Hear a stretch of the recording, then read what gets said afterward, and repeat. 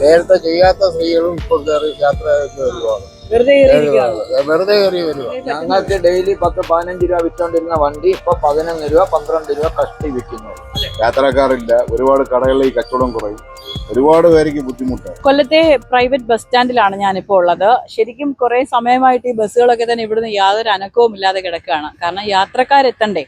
പ്രിയദർശിനിയുടെ വരവോട് കൂടിയിട്ട് കട്ടപ്പുറത്തായിരിക്കുന്ന സ്വകാര്യ ബസ്സുകളുടെ ആ ഒരു അവസ്ഥയെക്കുറിച്ച് ഞങ്ങൾ നിരവധി വാർത്തകൾ ചെയ്തിട്ടുണ്ടായിരുന്നു. ഏതായാലും വിസ്മയ ന്യൂസ് ഇതൊരു വലിയ ക്യാമ്പയിൻ ആയിട്ട് തന്നെയാണ് ഉൾപ്പെടുത്തുന്നത്. കാരണം ഒരുപാട് സ്വകാര്യ ബസ്സുകൾക്കാണ് ഇപ്പോൾ ശരിക്കും വലിയ രീതിയിൽ നഷ്ടം വന്നിരിക്കുന്നത്.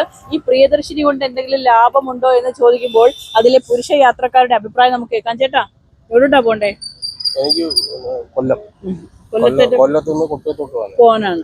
പ്രിയദർശിനിയിലൊക്കെ കയറി എങ്ങനെയുണ്ട് യാത്രയൊക്കെ? യാത്ര ഭയങ്കര കുഴപ്പമാണ്, ദുരിതമാണ്. നമ്മൾ പിടിച്ചു നിന്നുകൊണ്ടാണ് സ്ത്രീകള് ഇപ്പൊ യാത്ര ചെയ്യുന്നെങ്കിലും നേരത്തെ ചെയ്യാത്ത സ്ത്രീകളും ഇപ്പോൾ യാത്രയ്ക്ക് വരുവാണ്.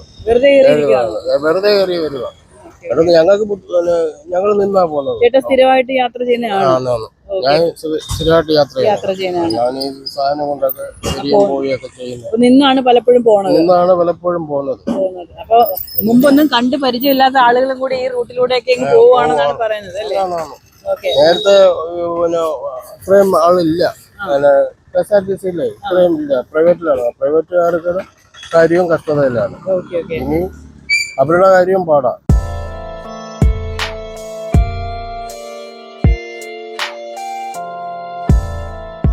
എങ്ങനെയാണ് നിങ്ങളുടെ ഒരു നഷ്ടം ഡെയിലി നിങ്ങൾക്ക് എങ്ങനെ? ഞങ്ങൾക്ക് ഡെയിലി 10-15 രൂപ വിറ്റോണ്ടിരുന്ന വണ്ടി ഇപ്പൊ 11 രൂപ 12 രൂപ കഷ്ടി വിൽക്കുന്നുള്ളൂ. 3000 രൂപ വ്യത്യാസം വന്നിരിക്കുന്നത്. അപ്പൊ നിങ്ങളുടെ ഡീസലും അല്ലെന്നുണ്ടെങ്കിൽ മറ്റുള്ള ചെലവും എല്ലാം കൂടെ കഴിഞ്ഞാൽ പിന്നെ 1000 രൂപ പോലും സംഘത്തിന് ബാലൻസ് കിട്ടുന്ന ഇത് കോപ്പറേറ്റീവ് സൊസൈറ്റി വണ്ടിയാ. ഓൾമോസ്റ്റ് ഞങ്ങൾക്ക് 10 വണ്ടിയുണ്ട്. ഞങ്ങൾ ഒരു വണ്ടി ഇതുവരെ കയറ്റിയിട്ടു. അപ്പൊ ശരിക്കും പറഞ്ഞാൽ ഈ ഒരു പ്രിയദർശിനി കൊണ്ട് വലിയ രീതിയിലുള്ള നഷ്ടം ഉണ്ടായിരിക്കുന്നത് നിങ്ങൾക്ക് തന്നെയാണ്. എല്ലാ പ്രൈവറ്റ് ബസ്സുകാർക്കും ഒരാൾക്കെന്നല്ല എല്ലാവർക്കും ഒരേ തോതിൽ നഷ്ടമാണ്. സ്ഥിരമായിട്ട് വന്നുകൊണ്ടിരുന്ന യാത്രക്കാർ ഒരു ആവശ്യത്തിനും അനാവശ്യത്തിനും ഒക്കെ ഈ ഒരു പ്രിയദർശിനി ഉപയോഗിക്കുന്നുണ്ട്. ഒരു 50 വയസ്സിന് അല്ലെ 60 വയസ്സിന് മേളിലോട്ടുള്ള സ്ത്രീകൾക്കായാലും പുരുഷന്മാർക്കായാലും കൊടുക്കണമായിരുന്നു. അല്ലെങ്കിൽ വികലാംഗര് അവര് ഇവര് ഇങ്ങനെയുള്ളവര് പിന്നെ കുട്ടികളുടെ ഇത് ചെയ്യണമായിരുന്നു. സൗജന്യമായിട്ട് കിട്ടിയാലും പോയിട്ടില്ല. നമുക്ക് ആ സമയത്തിനുള്ള വണ്ടി കിട്ടത്തില്ല. അപ്പൊ പല ആൾക്കാരുടെയും പ്രശ്നങ്ങൾ കണ്ടില്ലേ. സ്ത്രീകളാണെങ്കിൽ പോലും പലർക്കും അനാവശ്യമായിട്ടുള്ള ഒരു നടപടിയായിരുന്നു ഈ പ്രിയദർശിനി എന്നുള്ളൊരു അഭിപ്രായം പറയുന്നുണ്ട്. കാരണം വെച്ചാല് പലരുടെ ആവശ്യത്തിനല്ല, ചിലർ ആവശ്യത്തിനും അനാവശ്യത്തിനും ഒക്കെ ഈ പ്രിയദർശിനി ഉപയോഗിക്കുന്നതായിട്ട് പറയുന്നുണ്ട്.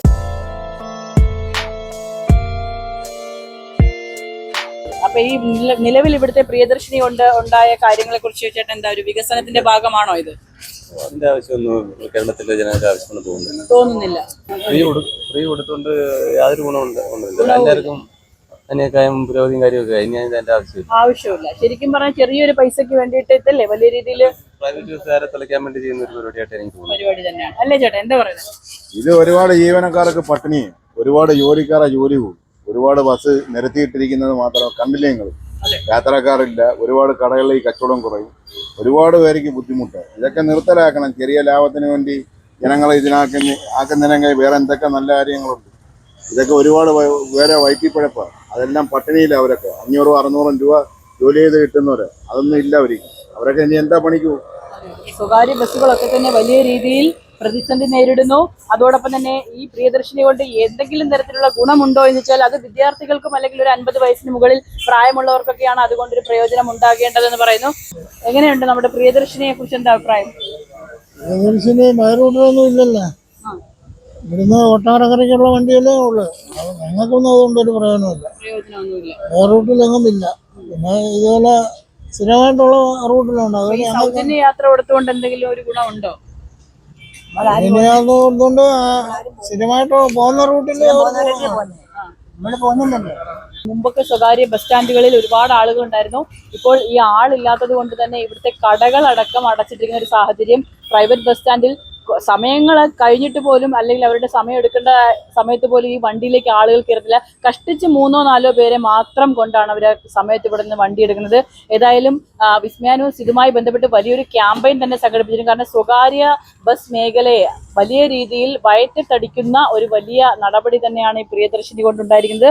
ഇത് അനുവദിക്കേണ്ടവർക്ക് അല്ലെങ്കിൽ ആർക്കാണ് പ്രിയദർശിനി കൊണ്ട് പ്രയോജനം ഉണ്ടാക്കേണ്ടത്, അവരുടെ കൈകളിലേക്കല്ല, വെറുതെ ഒരു പദ്ധതി വികസനത്തിന്റെ പേരിൽ നടപ്പിലാക്കിയിരിക്കുന്നു എന്ന് വേണം മനസ്സിലാക്കാൻ.